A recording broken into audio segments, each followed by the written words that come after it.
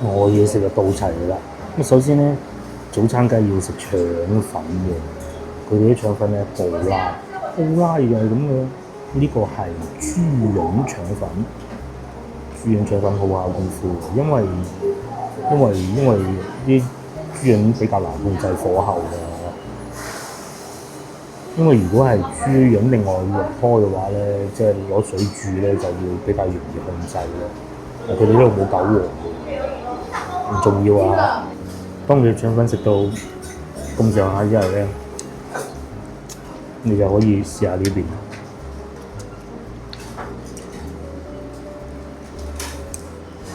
或者整油炸鬼。呢個唔算太大粒喎。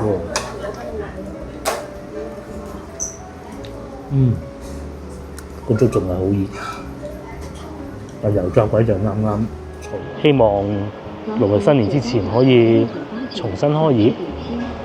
佢就唔係屬於嗰種話執咗笠啦，然之後重開嗰種嘅。佢就係屬於裝修過嘅啫，翻新過嘅啫。喺我印象中應該係第二次翻新嚟㗎啦，即係上古年代嗰啲唔計啊嚇。可能呢啲冇吉之島嗰啲咁靚。肯定咧，吉之島嗰啲真係好正，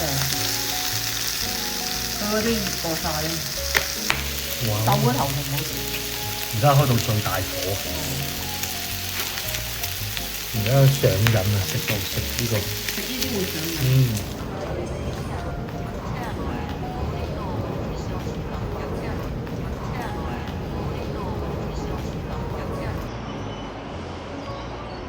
各位觀眾早晨，而家朝頭早8點鐘，哇！真係早啊！咁今集影片咧係咁嘅，咁咧係一個早餐推薦。咁有咩地道嘅早餐喺廣州老城區荔灣區呢度附近可以選擇到咧？今集咧就帶大家睇下啦。首先前邊係陳家祠地鐵站 B 出口，咁喺前邊行過去嗰邊就係陳家祠地鐵站啦。咁呢度咧大名鼎鼎嘅楊濤廣場，裏邊嘅早餐檔啊，有一檔食腸粉我之前食過，咪大家樂咯。咁啊，今集就唔行呢度啦，我哋去前邊行嘅，經龍津路行過去，呢度就係老城區嚟㗎啦。你睇下啲路就知啦，又有咁多樹木。咁啊，龍津路咧就喺前邊嘅。咁我今日咧去食五站記。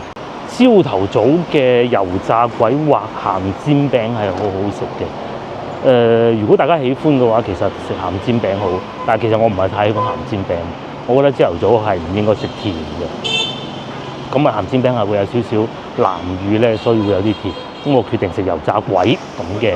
咁啊叫碗粥，因為咧已經開始有少少寒意啦。朝頭早今日就會凍幾度咁啦嚇。琴日傍晚已經開始有雨落啦。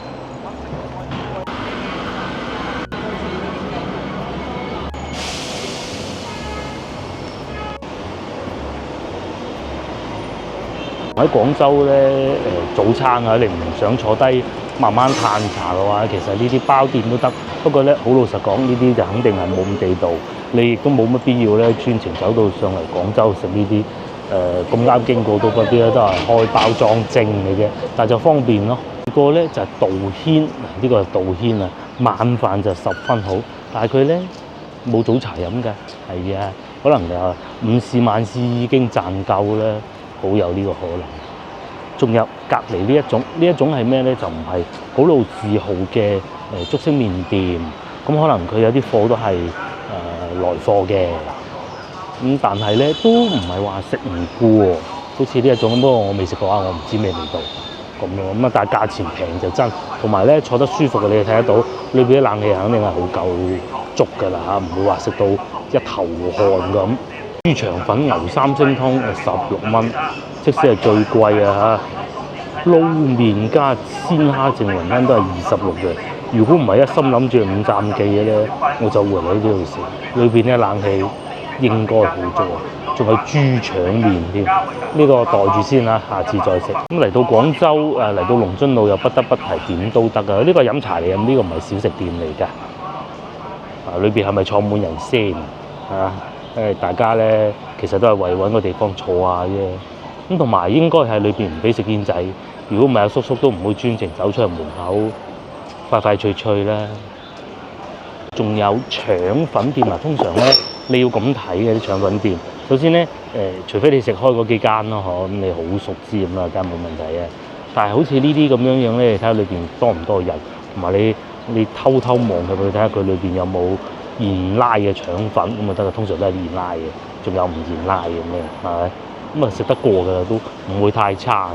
同埋隔離仲有多寶竹升麵，據說呢間都係唔錯嘅。鏡頭正前方，咁你就可以感受下廣州的生活的味道啦。隔離就係賣菜嘅。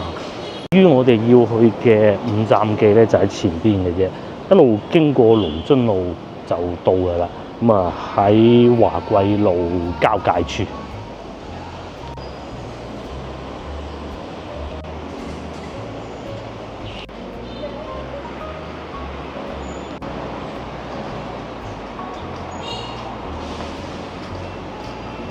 嚟到呢度咧，仲有一個好推薦啊，就係銀記嘅啫。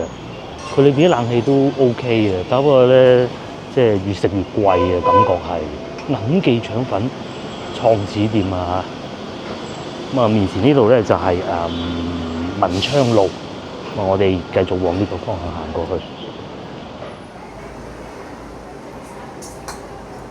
呢個就係我嘅早餐，32蚊。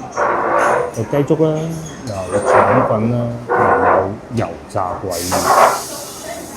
同埋呢個時段都幾多人喎。我嘢食就到齊㗎啦。咁首先咧，早餐梗係要食腸粉嘅。佢哋啲腸粉咧布拉又係咁嘅。呢個係豬膶腸粉，豬膶腸粉好考功夫嘅，因為啲豬膶比較難控制火候嘅。因為如果係豬膶另外落開嘅話咧，即係攞水煮咧，就要比較容易控制咧。佢哋呢度冇韭黃嘅，唔重要啊。因為另外第二個咧就係雞粥，其實我可以揀艇仔粥嘅。不過咧，大家要記住啊，艇仔粥咧其實上邊都會有油炸鬼，咁你就唔使另外叫開一份。咁但係大家要知道一樣事情就係，其實你食艇仔粥嘅話咧，你係想你食粥你係想食油炸鬼㗎嘛？咁你可以擺定啲油炸鬼落去先，令到啲粥冇咁熱咯。喺等緊粥嘅時候咧，試下啲油炸鬼先。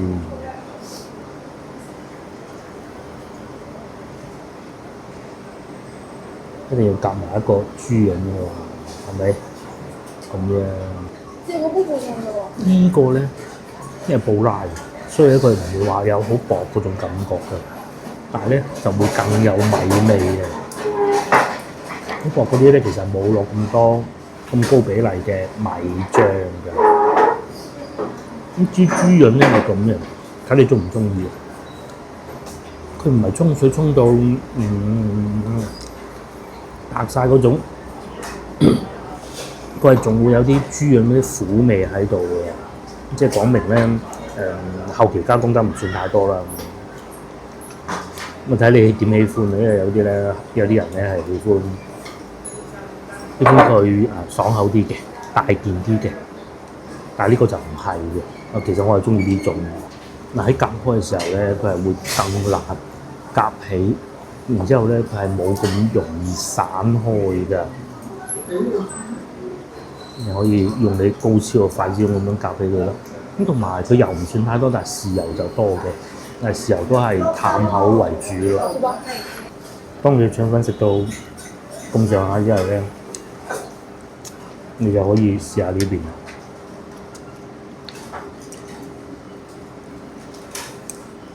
或者種油炸鬼。呢個唔算太大粒喎。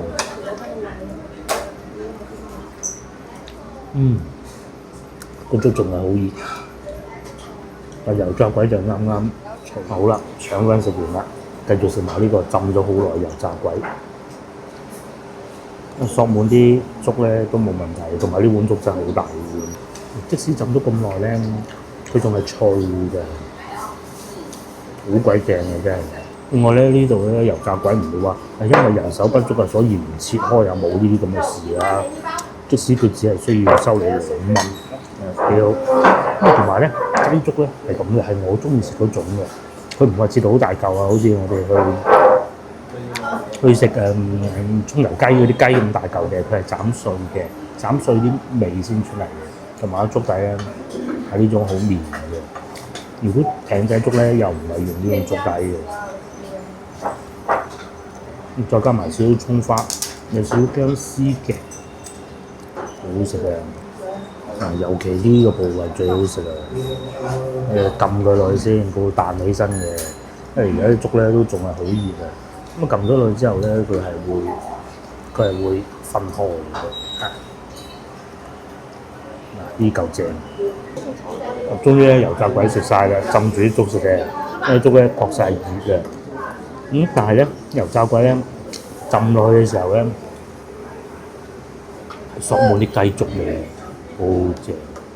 如果仲嫌啲粥係熱咧，其實可以咁嘅，夾啲雞肉食先嘅。佢都係呢種，因為通常咧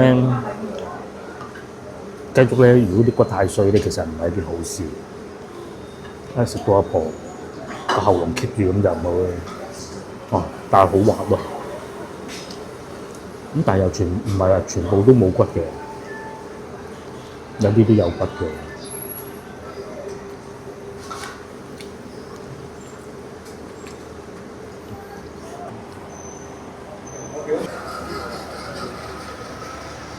嗱，冇錯啦，就喺呢度啦。咁就坐喺裏邊食嘅，因為咧佢門口咁大咧，有冷氣嘅，但係唔會話勁涼嗰種咯。有遊客，但係都係本地人居多㗎。咁佢現煮嘅，同埋咧據說呢度啲炒牛河係唔錯。咁至於點解我冇食及第粥咧？就係其實我唔係好中意及第粥嘅啫。幾好嘅，下次翻嚟試下。不過咧，裏邊都係要搭台㗎。佢即係因為地方淺窄咧，有時候會開埋2樓㗎。但係今日冇開咯嚇。大家有記憶啊，或者睇過嗰集影片咧，應該都會記得我講過前邊嘅屎坑粉。之前都食過幾次㗎啦嚇。天氣再涼爽啲就會好食啲㗎啦。等你天氣涼爽啲，我再去食咯。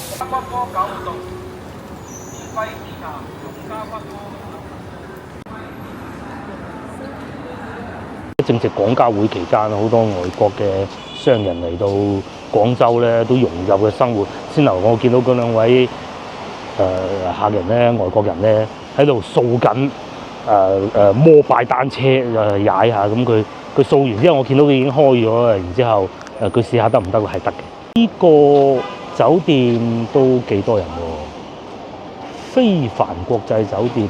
咁連阿美斯都行緊入去啦，咁應該係可以接待外國人，即係唔係淨係本地戶籍先能夠入得到去住啦嚇，係咪？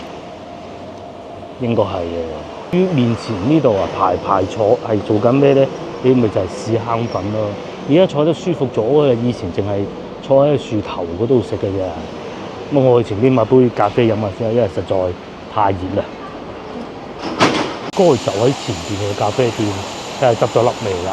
呢啲後生真係鋪頭好難講啊嚇。綠色嗰度似喎，冇錯就係呢個啦。咁仲可以坐喺裏邊飲添喎。哇！呢個13蚊嘅喎，似乎唔錯喎。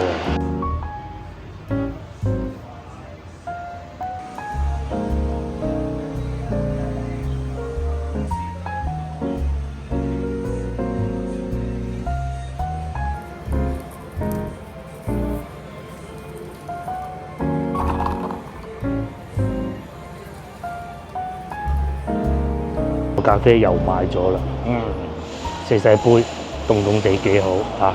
接落嚟咧，我又翻去5站記嗰邊咧，點解咧？其實嗰邊個蛋撻係好好食嘅，咁我決定買埋佢。咁因為點解要去呢度先？太熱啦，係啊。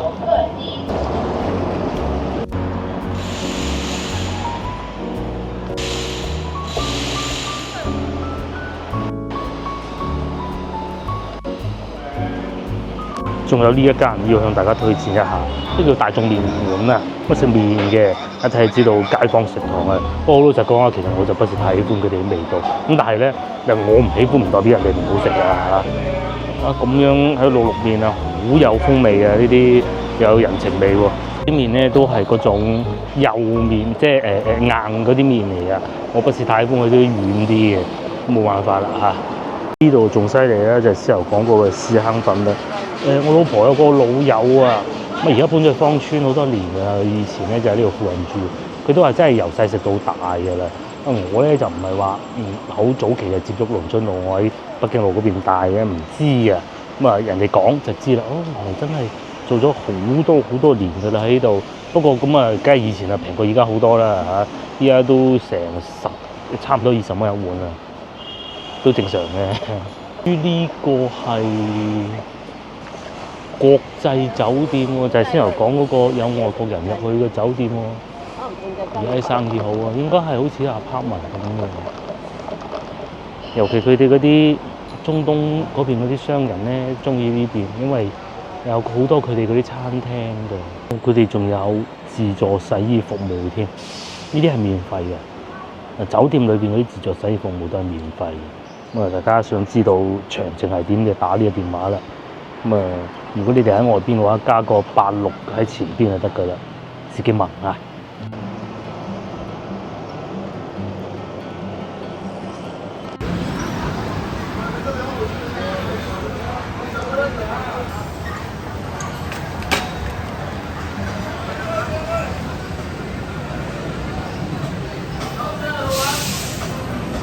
咁我又翻返嚟呢個路啊，再俾大家一個交通指引啊！呢度就係五站記，睇唔睇到？就係先頭食早餐嗰度啦。咁咧呢個方向行過去咧，就可以行得到去西華路嘅。正前方睇唔睇到嗰個醫院啊？嗰度咧叫荔灣路。OK，咁啊前邊呢條路咧，嗱阿姨行緊過嚟嗰度咧，其實就係龍津路嘅。咁隔離呢度咧就係我哋成日去龍津路市場咯。咁地鐵站咧就喺前邊呢度行過去。咁我相信大家如果成日有睇我哋影片咧，應該都唔會唔認得㗎啦嚇。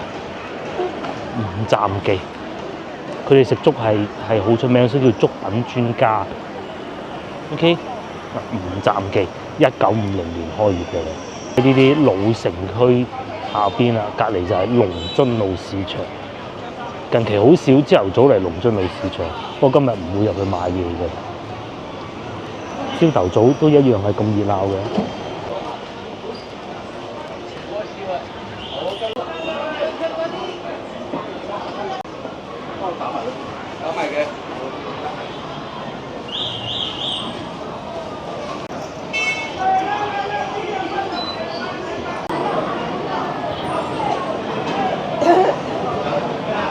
哇！呢啲賣無水蛋糕嘅長期都咁多人，OK，幾好食嘅。如果佢唔亂落啲嘢嘅話，呢個喺度等緊出爐，剝雞蛋㗎啦。咁至於我要買蛋撻咧，前少少，大家睇唔睇見有個紅色嗰度，再行前啲就係㗎啦。咁對面就係龍津路市場咯。啲阿姨啊落車啊嚟買餸啦，飲完茶，幾開心。佢仲要坐巴士唔使錢嘅，又或者半價。廣州巴士已經平㗎啦，仲要半價。因為係老城區嘅路啊，巴士一停咧，咁後邊就全部都要停低晒等佢先得啦，全部停低晒。咁仲有呢個嘉華，疫情嗰陣嚟食過一次啊，都當時出品就不是太好，我都講過。可能而家會好翻啲。哇！仲有龜苓膏10蚊3盒啊！哇，好吸引喎！啊，可惜我食唔到。咁啊，同埋仲有呢個係斬雞啊！翻嚟老城區咪多嘢食咯。仲有呢間我哋都買過㗎啦，都幾好食嘅，個女食得幾高興。呢一間雲吞麵啊嚇，三潤佢叫做。一路都想試嘅，先頭都有心喐喐想入嚟試下。雲吞麵、豬手麵、牛腩粉，好多年我喺度做咗。好啦，就喺呢度啦，楊濤廣場我講緊嘅咧係嗰個蛋撻店啊嚇，蛋撻王就喺呢度啦。買過一次，非常之好。仲要咁啊，買咗之後咧，咁啊攞到翻屋企就擺咗落雪櫃，不了了之。擺咗一段時間，突然間醒起，哎呀個蛋撻未食喎，即刻話去空氣炸鍋，之後出翻嚟一樣係咁好食嘅。咁啊1990年有啲咩選擇？有菠蘿包啦、蛋黃酥啦。咁我今日咧就嚟買蛋撻嘅，好大個嘅蛋撻，6蚊一個，超正。此之外仲有芝士撻、葡撻，撻都有好多種選擇喎，係啦。聽日仲多啊！係嘛？聽日有啲開心寶啊！即係週末嘅話，係有啲鹹蛋撻。係，即係除咗呢啲，可能仲有啲咖啡啊、拉絲啊嗰啲。紅豆撻，好靚喎！呢個荷包鼓酥餅，又有造型，又有得食喎，仲有獅子添，好得意。咁啊，下邊就有啲傳統啲嘅咯，榴蓮酥都有啊，又或者蝴蝶酥，黑松露蝴蝶酥都有幾款喎。我買咗個留翻中午食。其實咧，如果之後食得落咧，應該係買個蛋撻去買咖啡，一路咖啡一路蛋撻嘅。咁啊，又有一個旅遊美食推薦俾得到大家嘅早餐推薦，就喺嗰度買杯咖啡，跟住翻嚟蛋撻咯。裏邊咧就楊濤廣場啦。咁啊，朝頭早唔算太旺啊，不入去啦，咪成日楊濤廣場。咁啊，我想今日行下文昌路，睇下有咩好嘢食，同埋我想去文昌南證實一下咧，究竟廣州酒家裝修進度如何，去監督下佢裝修進度啊嚇，睇下佢搞成點。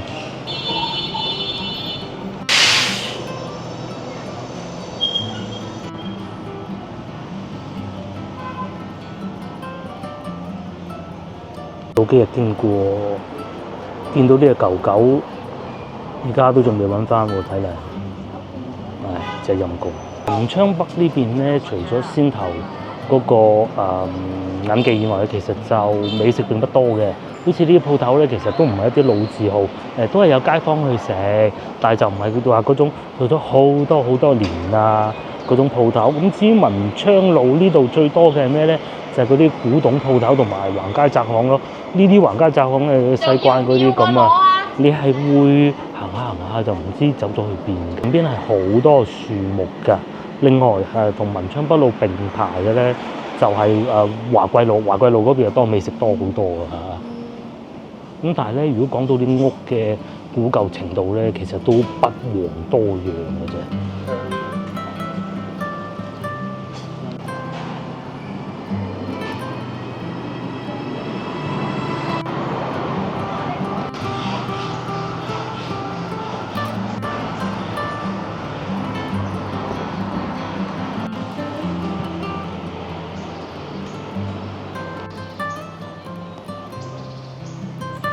呢度咧就唔同先頭龍津路咁熱鬧嘅，又有另外一番安靜嘅感覺咯。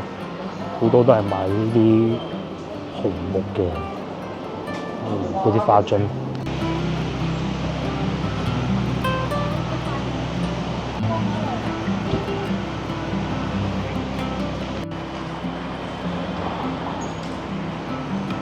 越行越遠，咁都仲係文昌路。呢度應該算文昌中嘅，咁都係仲有好多呢啲酸枝嘅鋪頭嘅。咁啊，同埋咧荔灣區經常都會收路，行下又有段收。呢段已經算係冇咁影響出行嘅啦。之前我都唔記得邊條路整路啦，哇！搞到烏煙瘴氣。而家好咗啦，10年8年咧，廣州就做緊一個工程，佢慢慢做好多社區咧，佢要將嗰啲線纜上邊呢啲咧可能會有電話線啦、網線啦、電線啦，甚至乎全部埋晒落地下。咁咧，所以咧，佢又唔係話要幾耐之前做好晒㗎，慢慢做咁咯。咁呢度好似就做緊呢個工程，我哋屋企嗰邊都已經做咗。咁但係你話最尾入到屋嗰啲咧，都係喺上邊飛嚟飛去嘅啫，好似嗰啲咁。咁啊有佢歷史原因嘅，你全部挖開晒走入去又唔得，係咪？咁尤其咧以前咧就要上網喎，唔係以前咧就要打電話喎，咁啊依家咧就要上網。以前冇個家家戶戶都要有部電話噶嘛，咁後來有手提電話就唔需要啦，有幾個運營商咁咯。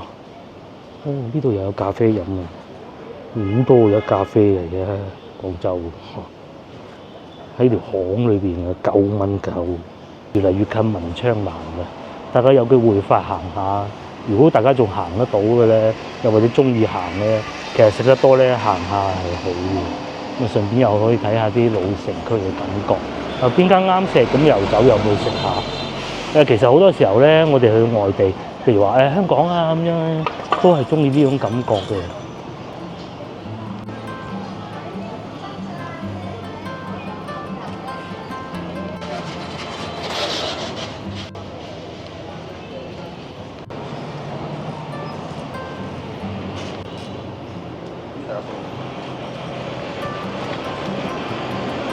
又嚟到呢度啦，咁之前係食過一次嘅，西關和福記啊，點講咧？唔係話好食到曉飛嗰種無與倫比，但係你話差又唔算。不過咧就佢個名啊大過佢出品咯，因為佢係好出名嘅其實呢家，但係食起身冇想象中咁好嘅。咁但係你話撇除嗰啲社交媒體講啊，又話佢幾好食啊咁咧。其實都 OK 嘅嚇，7點做到晚上12點嘅小店經營。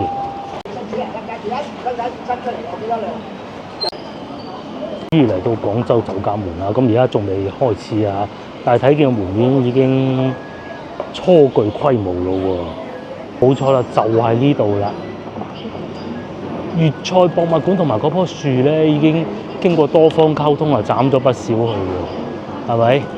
之前咧係擋住㗎，即係擋住嗰個粵菜博物館嗰幾個字㗎。咁究竟而家裏邊變成點咧？咁我不得而知啊嚇！啊，如果有心人，其實可以放個無人機上去飛下，唔知睇到裏邊啲咩咧？咁以前咧裏邊係飲茶咧係有棵樹啊，好大棵樹嘅。咁最初當然都係國營嘅飯店啊、餐廳咁嘅啦，咁後來就慢慢變成一個私人嘅企業啦嚇，就係呢度廣州酒家，呢度係總店嚟嘅，其實佢仲有好多分店，希望農曆新年之前可以重新開業。佢就唔係屬於嗰種話執咗笠啦，然之後重開嗰種嘅，佢就係屬於裝修過嘅啫，翻新過嘅啫。喺我印象中應該係第2次翻新嚟㗎啦，即係上古年代嗰啲唔計啊嚇。但係大家睇過周邊嘅美食啦嚇，咁啊睇下大家喜歡啲咩咧？如果遊客區嘅話，就梗係翻過嚟呢度上下九嘅。咁但係如果你話想食翻啲城區的味道咧，就一定係去先頭嗰度㗎。我仲記得咧上一次咧我去五站記嘅時候咧，仲遇到一位觀眾，真係好難得。不過佢唔係中國內地嘅，但係佢講普通話嘅。咁佢喺英國翻嚟嘅，係但係講普通話㗎啦，真係難得。頭早嘅上下九步行街就係咁㗎啦，咁一定係傍晚人多嘅呢啲步行街，行得舒服咯。但係其實如果講買嘢，其實冇咩買嘅，咁都係找尋美食咯。近後邊會多啲嘅，因為嗰邊近永芳啊各種啊嘛。以前好多好有意義嘅鋪頭咧，都改頭換面㗎啦。譬如話呢度係婦兒中心嚟嘅，以前要嚟呢度專門買，即係如果你有親戚朋友啊生咗小朋友咧，咁你要嚟呢度買啲孭帶啊嗰啲俾佢㗎咯。又或者隔離平安大戲院。咁啊嚟呢度聽粵曲，西關大少就嚟呢度聽粵曲啊！有啲咩戲睇啊？哇，連呢個都有啊！10月1號全國上映，有冇人睇得明啊？又或者右邊呢個啦，科幻少少嘅《刺殺小說家》，穿越咁嘅喎，好似有古人啊，仲揸住杯冰咖啡添。咧農曆新年嘅時候啊，因為我哋細個睇啊就係《尋秦記》嘅電影版啊，拍咗好耐嘅，終於上映。點解唔俾上映咧？其實中國內地一早已經講咗，好耐之前已經講咗啦，就唔俾再上穿越劇。即係咩意思咧？即係嗰啲有個人揼一聲翻咗去古代咁，然之後佢就同啲古人講英文啦。咁其實咪就係《尋秦記》咯。係啊，成出嚟係好睇嘅，但係冇辦法。咁啊，後來咧就慢慢會多咗啲乜嘢嘅劇集咧，佢都係穿越嘅，但係就係講個人發夢啊，用呢種嚟包裝佢。譬如好似先頭嗰個咁《刺殺小説家》，就係講嗰個小説家寫嗰個小説嘅時候咧，咁劇裏邊嗰啲角色啊，即係反抗嘅小説家，唔俾佢寫死佢，大概就係咁嘅意思啦。又或者之前有一出叫《慶餘年》嘅，都係大概都係講一啲咁嘅東西。一個文學嘅讀文學嘅大學生定係碩士生咁翻到去古代，梗係上知天文下知地理㗎啦。咁啊打下啲擦邊球，但係其實又真係好睇嘅。咁但係你話過於渲染得太犀利，太過天馬行空，又唔得嘅，係咪？因為事實上係冇可能發生㗎嘛。幾耐未去過電影院睇電影？我都好耐未睇過。朝頭早嘅上下九步行街真冇乜人喎，車都唔多部喎。而家係10點鐘，冇人啦。而家最多人咩地方咧？海珠區交易會啊！今朝坐地鐵經過嘅時候咧，都見到好多外國嘅商人啊。咁同往年一樣啊，其實今年感覺上咧係多翻一啲歐美嘅客人，即係白人嗰啲啦嚇。咁非裔啊、中東啊，或者可能有啲中亞啊，都係主流嚟嘅。咁有好多嘢都係該買都係要買嘅，同埋唔似以前啊，中國嗰啲產品，以前咧就靠平靠個量，咁依家咧就好多新科技，譬如掃地機啊嗰啲咧，老婆都話諗住買一個喎，懶啊嘛個人係咪？後咧就嚟到葡萄居門口啦。我想知道咧多唔多人啫？好幾次嚟到咧，上一次嚟到應該係國慶節嗰陣嚟啊，超級多人啦，等幾百張台嗰種咧。而家應該唔多人嘅，而家都仲係飲茶時段咯，冇人添喎，係咯，冇人排隊喎，係咪 ？OK， 我幾乎以為佢今日唔開門添。最後咧就以呢兩個蛋撻作為今朝早上美食嘅句號啦。因為而家冇空氣炸鍋，就只能係乾啃咯。哎呀，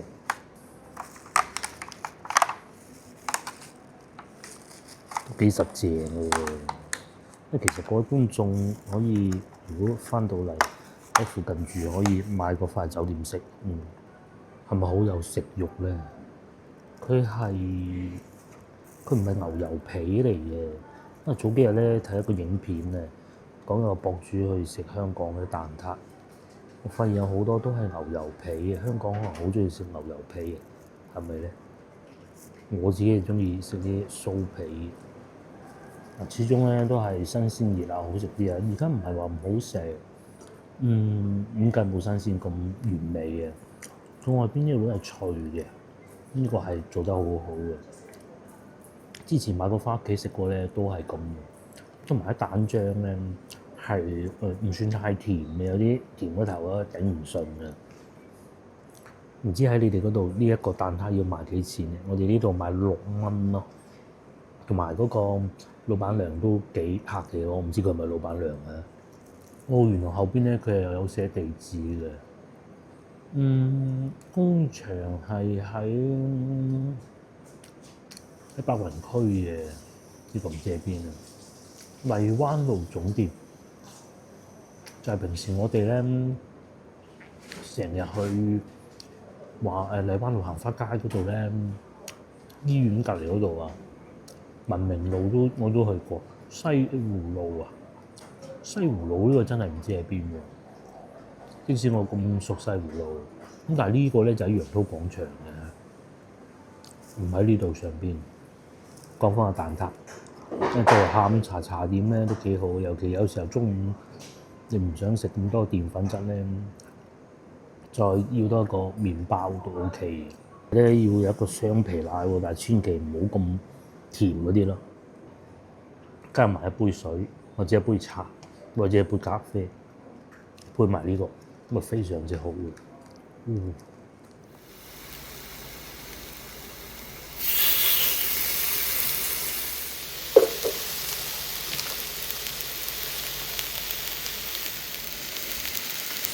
剩翻嗰啲就攞飯食。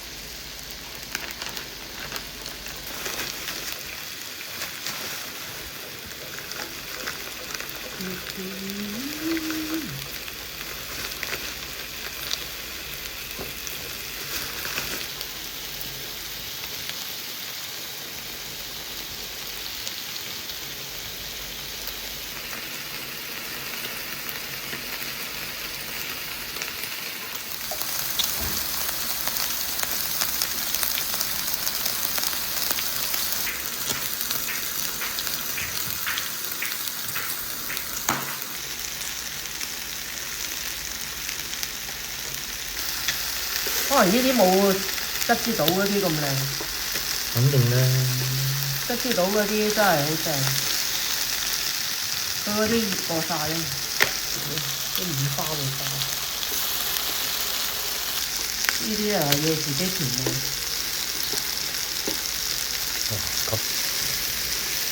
咁有冇自己調過味咧？冇，呢個原味，淨係落少少鹽咁就得啦，等陣。真係睇上去冇吉之島嗰啲咁靚嘅。應該先烤五花。係，不過五花唔怕嘅，五花唔會鹹嘅，佢燶啲佢就會好脆嘅。牛肉反而難講。牛肉其實熟到。係啊，五花唔怕嘅，五花再燶啲都仲得嘅。牛肉其實熟嘅啦應該。熟啊！再嚟就老嘅啦。老咗。呢兩件要反一反佢。哇！好正喎！呢兩件好正。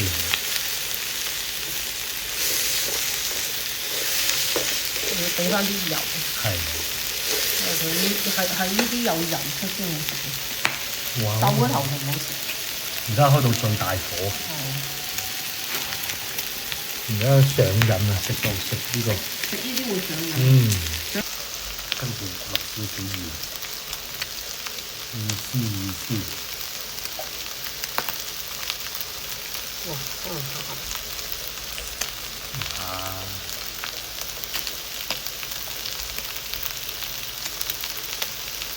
試下件牛肉，睇下有老成點，佢都好薄啊！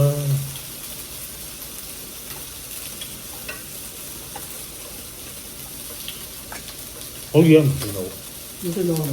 唔算老。有少少鹽啱啱好，生細啲啊不如。生細啲。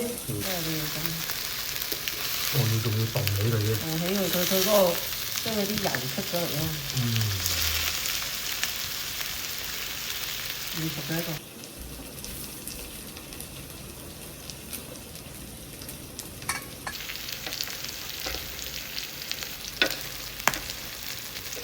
最需要油嘅係呢啲乾嘅栗子佢係呢菇花係最需要油。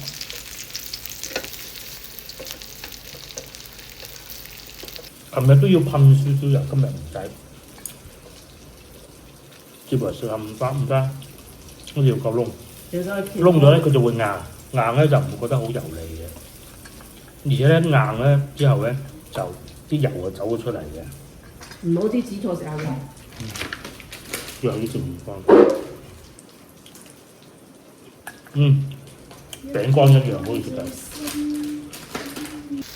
食到一半先發現原來呢條香草未抌落去，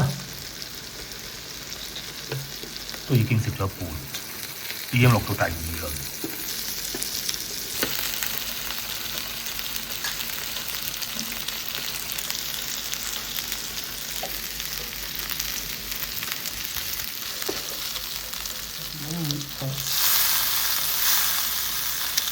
真係太哇，好靚喎！就係要咁。梗唔係啦，有血啊！唔怕咧，哎呀！梗唔係啊，肌紅蛋白。梗係啦。嗱，接落嚟食下個菇，菇好食。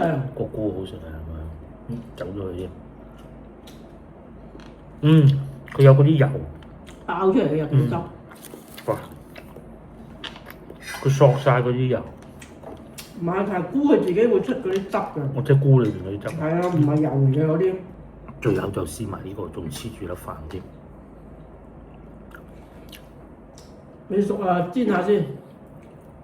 啱。得唔得？唔使，好味，有肉汁。